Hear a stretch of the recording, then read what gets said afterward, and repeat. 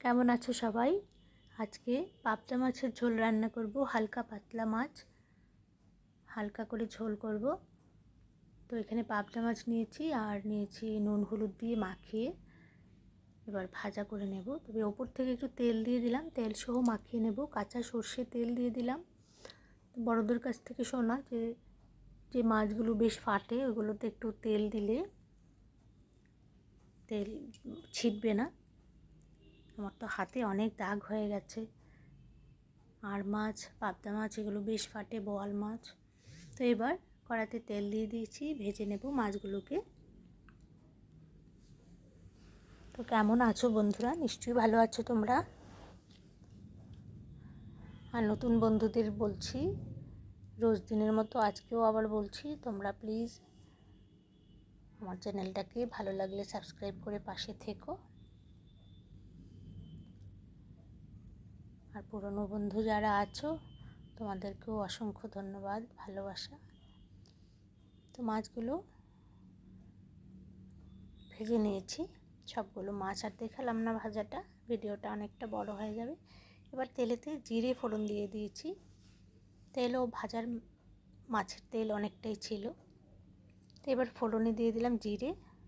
জিরেটা একটু ভাজা হয়ে গেলে বাকি মশলা দেব। পাতলা ঝোল যেহেতু করব, খুব বেশি মশলা নয়।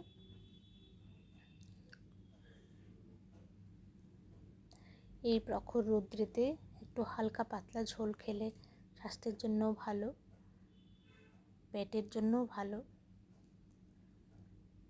তো এখানে দিয়ে দিলাম একটু কাঁচা লঙ্কা বাটা। তো আমি তো বলেই থাকি বন্ধুরা, আমি কাঁচা লঙ্কা বাটাটাই প্রেফার করি। আর কোনো কোনো রান্নাতে একটু কাশ্মীরি লঙ্কার গুঁড়ো দিই, শুধু রঙের জন্য।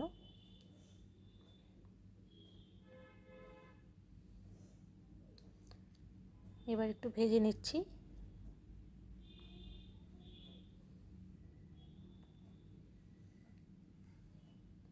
এবার দিয়ে দিলাম জিরে বাটা। সেটাও শিলনোড়াতেই বাটা হয়েছে জিরেটা।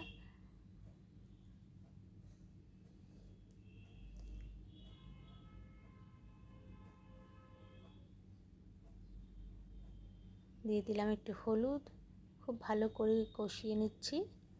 মশলা হচ্ছে এখানে জিরে, আদা আর কাঁচা লঙ্কা বাটা, আর জিরে ফোড়ন দিয়েছি। তো কালো জিরেও ফোড়ন দেওয়া যায়, তো আজকে ভাবলাম না জিরে দিয়েই করি। তো বন্ধুদের উদ্দেশ্যে একটা কথা বলছি, যে তোমরা সবাই যারা ভিডিওটা দেখছো প্লিজ একটা লাইক করে দেখবে। একটা লাইকের আমাদের কাছে অনেক জরুরি। তোমাদের একটা লাইক, প্লিজ লাইক করে দেখে নিও।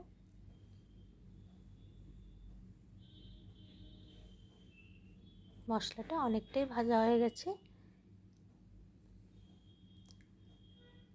আদার বাটিটা ধুয়ে জল দিয়ে দিলাম, আদা আগেই দিয়েছি।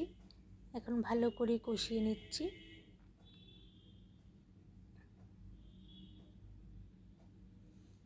মশলা কষানো হয়ে গেলে দিয়ে দেব ঝোল। খুব বেশি সময় লাগবে না, খেতেও বেশ ভালো লাগে। তো পাতলা ঝোল কারা কারা ভালোবাসো একটু কমেন্ট করে জানাবে।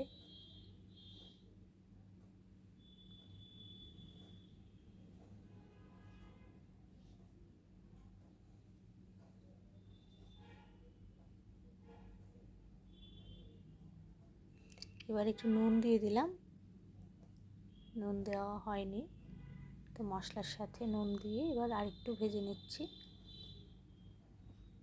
তো হয়ে গেল ভাজা, দিয়ে দিলাম ঝোল।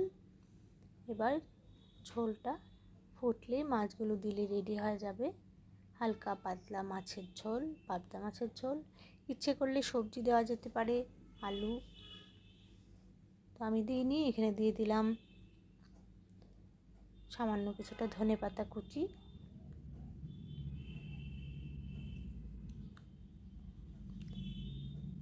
ফুটে গেছে ঝোলটা, এবার মাছগুলো দিয়ে দিচ্ছি।